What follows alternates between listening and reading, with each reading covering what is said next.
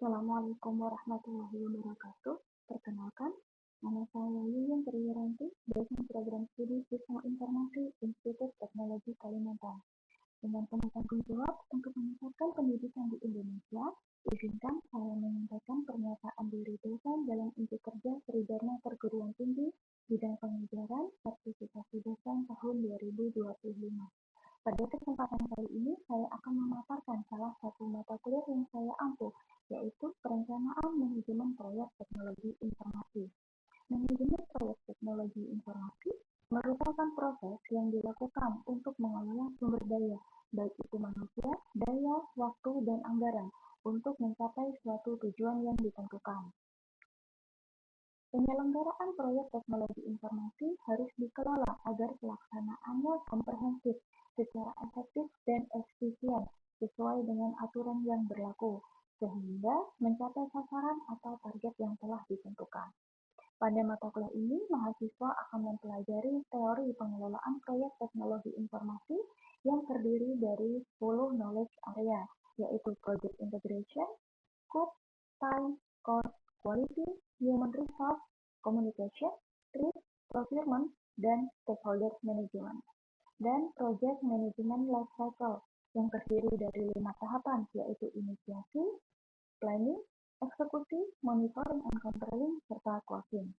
Pemahaman tentang manajemen proyek, teknologi informasi, dan pengalaman mengerjakan proyek pada mata kuliah ini akan memberikan kompetensi kepada mahasiswa untuk mampu menerapkan fase inisiasi dan perencanaan dengan merancang proyek manajemen plan. Terdapat 3 capaian pembelajaran lulusan yang dititipkan pada mata kuliah ini, yaitu yang pertama adalah mahasiswa mampu melakukan proses evaluasi diri terhadap kelompok kerja yang berada di bawah tanggung jawabnya dan mampu mengelola pembelajaran secara mandiri. Yang kedua, mahasiswa mampu menguasai konsep teoritis yang mengkaji, menerapkan dan mengembangkan, serta mampu memformulasikan data dan informasi untuk mengambil keputusan dalam ranah bisnis dan manajemen. Dan terakhir adalah mahasiswa mampu menguasai konsep teoritis bidang pengetahuan, sistem dan teknologi informasi secara umum, dan konsep teoritis bagian khusus dalam bidang pengetahuan tersebut secara mendalam, serta mampu memformulasikan penyelesaian masalah prosedural. Dari capaian yang dititipkan kepada mata kuliah ini, maka terdapat 2 capaian pembelajaran mata kuliah, yaitu mahasiswa mampu merencanakan pengelolaan proyek teknologi informasi, dan yang kedua, mahasiswa mampu mengoperasikan aplikasi Word dan juga proyek secara natural untuk mengkomunikasikan solusi TI secara efektif. Dari 2 capaian pembelajaran mata kuliah tadi, selanjutnya diturunkan menjadi 5 sub CPNK atau 5 sub capaian pembelajaran mata kuliah. Yang pertama adalah dimulai dari mahasiswa harus mampu menjelaskan prinsip-prinsip manajemen proyek. Selanjutnya, mahasiswa mampu menjelaskan development approach, proses, dan proyek life cycle. Yang ketiga, mahasiswa mampu mengidentifikasi proyek potensial sesuai dengan kebutuhan bisnis. Yang keempat, mahasiswa mampu menentukan sukses kriteria proyek sesuai dengan kebutuhan stakeholder secara sistematis dan terukur. Terakhir adalah harapannya mahasiswa mampu merencanakan pengelolaan proyek SI dalam bentuk proyek manajemen plan dan mempresentasikannya dengan kinerja mandiri dan terukur. Untuk materi yang akan dipelajari pada mata kuliah ini terdapat 12 bahan kajian, yaitu Introduction to Project Management, kemudian yang kedua adalah Development Approach and Life Cycle, yang ketiga adalah Manajemen Integrasi Proyek, yang keempat Manajemen Ruang Lingkup Proyek, yang kelima Manajemen Waktu Proyek, yang keenam Manajemen Biaya Proyek, yang ketujuh Manajemen Kualitas Proyek, yang kedelapan Manajemen Sumber Daya Manusia Proyek, yang ke-9 manajemen komunikasi proyek, yang ke-10 manajemen resiko proyek, yang ke-11 manajemen pengadaan proyek, dan terakhir adalah manajemen pemangku kepentingan proyek. Mata kuliah ini saya kolaborasikan dengan penelitian saya, yaitu dengan menjadikan luaran penelitian mengenai topik proyek sistem informasi sebagai pustaka pendukung dalam mata kuliah ini. Selanjutnya, untuk interaksi di kelas, saya bersama mahasiswa dalam mata kuliah ini dilakukan dengan diskusi di dalam kelas, diskusi di luar kelas, bisa secara langsung maupun tidak langsung atau by phone. Selanjutnya, diskusi atau melakukan pembimbingan untuk tugas proyek. Mata kuliah ini memiliki 4 asesmen yang terdiri dari tugas, kuis mandiri, UTS, dan juga grup proyek. Di mana untuk grup proyek ini nanti mahasiswa dalam satu kelas akan dibagi menjadi kelompok yang terdiri dari 4 mahasiswa. Selanjutnya, secara berkelompok mahasiswa membuat proyek charter sebagai output dari proses inisiasi dan juga proyek manajemen plan sebagai output dari perencanaan proyek.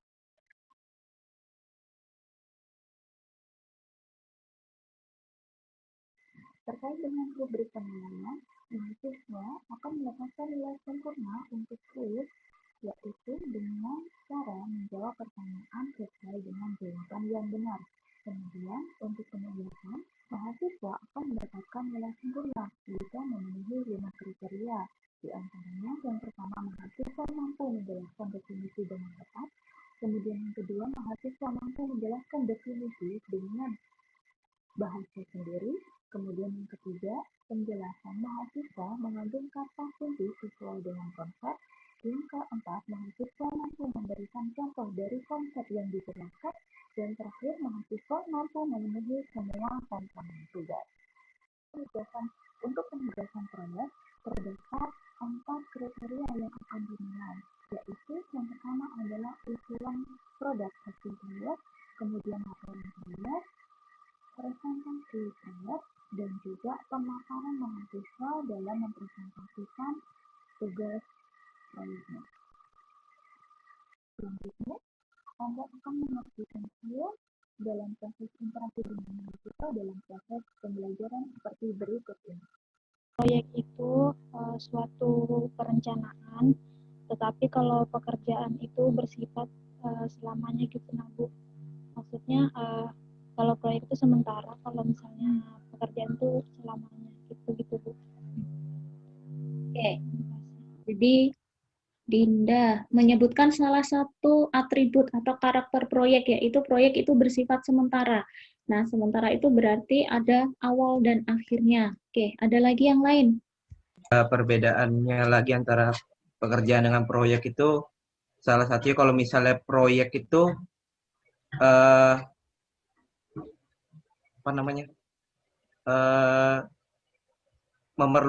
karena dia bersifat sementara, memerlukan persiapan yang lebih matang daripada pekerjaan yang bisa memang dilakukan secara rutin setiap harinya.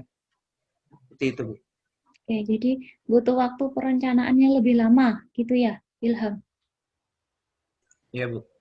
Oke, ini agenda terakhir kita pada sore hari ini. Kita akan bahas tentang project management gitu ya. Kita kenalan dulu project itu apa, kemudian manajemen proyek itu apa, dan pimpinan proyek itu siapa sih gitu. Oke. Sebelum kita bahas pengertian tentang proyek, kita bahas kenapa sih harus ada project management, kenapa harus mempelajari project management, karena faktanya dalam implementasi sebuah proyek itu ternyata sering terjadi biaya yang di luar dari budget gitu. Jadi dalam pelaksanaan proyek ternyata pembiayaan maupun terkait penjadwalannya itu melebihi yang sudah direncanakan. Nah, karena adanya fakta-fakta ini dalam pelaksanaan proyek, nah maka harus dipelajari proyek dan juga manajemen proyek. Nah, ini tolong teman-teman ingat gitu ya, ketika ditanya apa sih proyek, nah ini yang harus teman-teman ketahui. Proyek itu adalah sesuatu yang punya start dan finish. Kalau misalnya kegiatan itu di start, ibaratnya kegiatannya dimulai, tapi ternyata nggak pernah selesai, itu berarti bukan proyek, tapi kegiatan operasional. Beratnya teman-teman rencanakan atau punya ide gitu, mau bikin startup, teman-teman mau punya bisnis gitu. Kemudian teman-teman memulai bisnis itu. Nah, ternyata dalam pelaksanaannya untuk bisnisnya, misalnya teman-teman itu bisnisnya adalah membuat apa ya, misalnya nugget pisang gitu. Nah, proses pembuatan nugget pisang ini, karena dia tidak akan pernah selesai, kecuali teman-teman menghentikan bisnisnya, itu yang dikatakan kegiatan operasional, bukan proyek. Nah, jadi proyek itu apa? Proyek itu ada masa selesainya. Apakah proyek itu 1 bulan, proyeknya 3 bulan, proyeknya 6 bulan, proyeknya 1 tahun, 2 tahun. Nah, jadi proyek itu temporary sifatnya. Kemudian proyek itu punya tujuan yang unik. Jadi misalnya gini, selama dari 2020, nah misalnya di TK itu sebenarnya selalu mengembangkan gerbang gitu.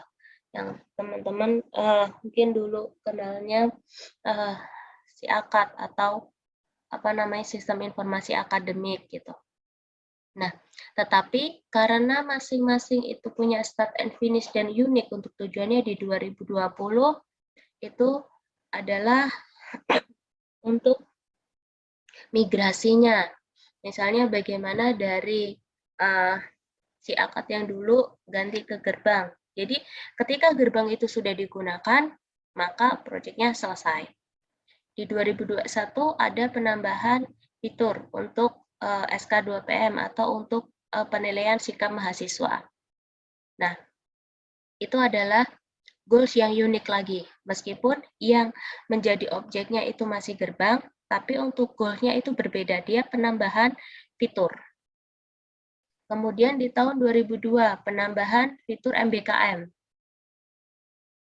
Nah, jadi itu goals-nya beda lagi sama goals di 2020 dan 2021.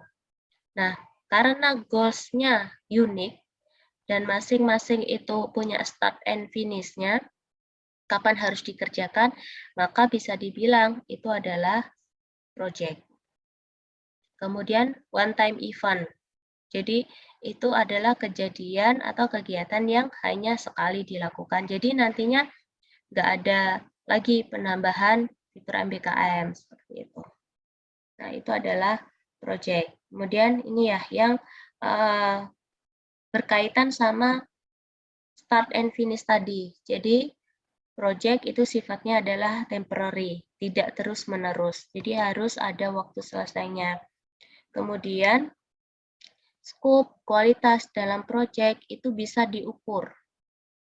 Dan harus ada deliverables. Ibaratnya proyeknya ini nanti akan menghasilkan apa, yang diberikan kepada klien atau stakeholder itu apa. Nah, itu harus jelas atau bisa didefinisikan. Kalau nggak bisa didefinisikan, berarti bisa jadi itu bukan proyek. Kemudian, proyek itu dibatasi oleh sumber daya. Sumber dayanya apa saja? Dari segi waktu, kemudian people-nya, jadi tidak semua instansi terlibat dalam proyek, kemudian dibatasi dengan mesin, dibatasi sama material, dan juga dibatasi sama anggaran. Kemudian, ketika kita bicara proyek, nah ini tadi yang saya singgung, berarti kita bisa membuat atau menyusun WBS. WBS itu adalah Work Breakdown Structure, struktur pekerjaan. Ibaratnya aktivitas-aktivitas apa saja sih yang harus dilakukan supaya deliverables dari proyek ini terpenuhi dan goals-nya itu tercapai. Nah, jadi harus ada aktivitas detail yang bisa didetailkan. Kemudian harus punya sasaran yang spesifik dengan spesifikasi tertentu. Jadi punya sasaran dengan kualitas tertentu. Kemudian memiliki siklus hidup. Jadi ini Tadi ada 5 siklus hidup dalam proyek. Nah, kita juga akan pelajari di pertemuan selanjutnya. Ada inisiasi, kemudian planning, kemudian eksekusi, monitoring and controlling, dan closing. Jadi ketika kita bicara tentang proyek, ya berarti kita akan membutuhkan siklus hidup proyek atau kita akan melakukan siklus hidup proyek ini. Nah, sehingga kalau disimpulkan secara istilah, nah proyek itu adalah sesuatu tindakan yang temporary atau sementara, nah yang diambil untuk membuat sesuatu yang unik, entah itu berupa produk, service, atau hasil yang lainnya. Jadi project itu bukan operation. Project bukan kegiatan operasional. Kalau kegiatan operasional itu dilakukan atau dikerjakan, nah itu untuk supaya keberlangsungan bisnis itu terjaga gitu ya. Jadi ya namanya kegiatan operasional, selama bisnis itu ada, maka kegiatan itu akan selalu ada. Tapi kalau project itu enggak, dia punya masa selesainya. Kapan selesainya project itu? Ketika objektifnya itu tercapai atau projectnya itu terminated. Terminated itu ibaratnya ternyata objektifnya enggak tercapai. Nah, tapi misalnya projectnya itu direncanakan 3 bulan. Tapi ternyata sampai 6 bulan, nah itu untuk objektifnya nggak bisa tercapai. Maka ibaratnya waktu projectnya sudah expired, ibaratnya mundurnya sudah terlalu lama sehingga meskipun objektifnya belum tercapai, nah projectnya dihentikan. Bisa jadi terminated-nya karena habis anggaran. Nah, harusnya untuk anggaran project itu adalah 100 juta. Nah, tapi ternyata dalam pelaksanaannya 100 juta itu sudah habis, kemudian objektifnya ternyata belum tercapai. Nah, proyeknya dihentikan karena anggarannya udah habis. Nah, seperti itu. Jadi, kapan proyek selesai? Ya, proyeknya selesai ketika objektifnya tercapai atau proyeknya itu terminated. Atau bisa jadi terminated-nya karena sudah tidak sesuai lagi. Ibaratnya mau menambahkan suatu fitur gitu. Nah, ternyata sudah zaman berubah lagi. Terus misalnya untuk framework itu berubah lagi. Nah, karena ada perubahan framework, maka project misalnya penggunaan framework sebelumnya itu nggak jadi dilakukan. Nah, itu bisa juga menghentikan project. Kemudian project itu bisa berskala kecil maupun besar dalam jangka waktu yang pendek maupun panjang. Jadi ya project itu bisa pembuatan satu aplikasi penuh gitu ya. Kemudian bisa jadi project itu juga cuma penambahan fitur. Project bisa sebulan atau bisa bertahun-tahun dengan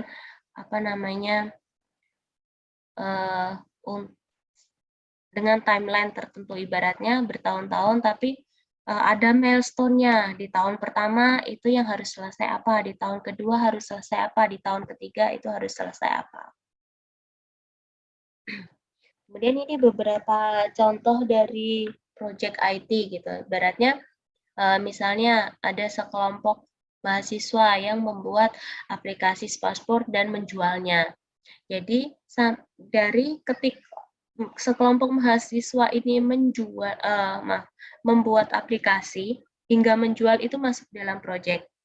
Nah, setelah terjual, maka itu bukan lagi project. Karena tujuannya sell it online. Jadi ketika misalnya sudah ditaruh di Google Drive atau iOS. Nah, itu nanti ketika sudah terjual, oke, sudah selesai. Meskipun misalnya penjualannya hanya 1, karena dia sampai menjual saja proyeknya. Jadi yang menjadi objektif itu adalah aplikasinya selesai dan terjual. Nah, setelah terjual, itu nanti bukan lagi proyek, tapi masuk ke operasional yang tidak akan ada hentinya. Kemudian, yang kedua, company develops a driverless car. Nah, berarti ketika driverless car-nya ini sudah selesai di-develop, proyeknya selesai.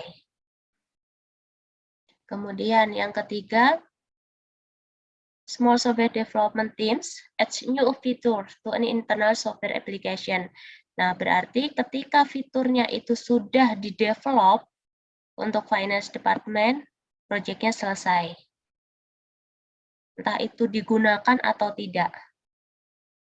Jadi proyeknya itu sampai fitur yang baru itu sudah diterapkan di aplikasi Departemen Finansial. Kemudian yang keempat, college upgrade is technology infrastructure to provide wireless internet access across the whole campus. Jadi ketika teknologi infrastrukturnya ini sudah diterapkan, sudah di-upgrade, maka proyeknya selesai. Kemudian untuk project atribut, nah ini adalah atribut dari project atau karakteristik project yang harus teman-teman ingat supaya teman-teman bisa membedakan mana yang project dan mana yang bukan. Jadi yang pertama, project itu adalah punya tujuan yang unik. Objektifnya unik gitu ya, nggak sama dengan lainnya. Kemudian yang kedua, sifatnya itu sementara. Jadi tidak berlangsung terus-menerus. Kemudian yang ketiga, nah, proyek itu dikembangkan dengan elaborasi yang progresif. Ibaratnya pembuatan BBS itu ada peningkatan. Aktivitasnya itu nanti hasilnya itu akan meningkat. Jadi tidak menghasilkan sesuatu yang sama. Kemudian yang keempat itu membutuhkan sumber daya. Harus ada sumber daya yang digunakan, entah itu uang, entah itu barang, entah itu sumber daya manusia, entah itu mesin. Kemudian dia punya primary customer or sponsor. Jadi ibaratnya punya seseorang yang memang butuh gitu ya, punya klien lah, punya stakeholder. Jadi punya proses owner atau product owner gitu. Kemudian yang terakhir ini, nah ini adalah salah satu ciri proyek yang penting. Proyek itu tidak pasti. Kita merencanakan, kita bisa gitu ya, merencanakan proyek itu selesai 4 bulan. Tapi apakah pasti proyeknya akan selesai dalam 4 bulan? Tidak. Kita bisa merencanakan proyeknya bisa menghabiskan anggaran 50 juta. Apakah pasti 50 juta atau kurang? Enggak, bisa jadi lebih. Bisa jadi 2 kali lipatnya. Tuh. Oke, itu dulu untuk proyek. Ada yang mau didiskusikan? Ada yang mau ditanyakan?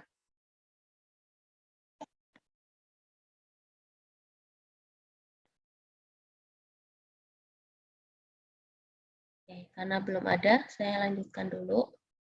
Nah, selanjutnya, ketika tadi kita sudah bahas proyek, nah sekarang kita bahas siapa sih yang memimpin gitu ya, yang memimpin proyek itu.